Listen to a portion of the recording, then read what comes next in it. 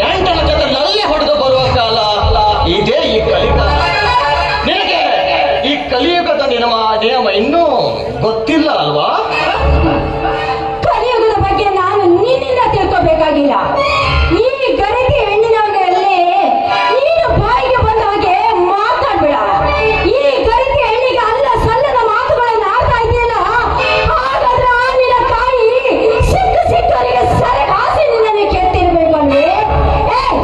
ಸುಂದರವಾದ ಹೆಣ್ಣುಗಳೆಂದ್ರೆ ಆ ನಿನ್ನ ಕೆಟ್ಟ ತಾಯಿ ಹಾಗೆ ನಾನು ಸೂಳೆ ಅಲ್ಲ ಕಣೋ.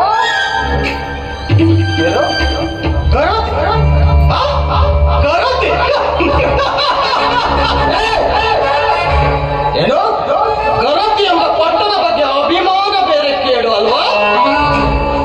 ನೋಡು, ನೀನು ಈ ಕಲಿಯುಗದಲ್ಲಿ ತಿಳಿದುಕೊಳ್ಳಬೇಕಾಗಿದ್ದು ತುಂಬಾ ಇದೆ.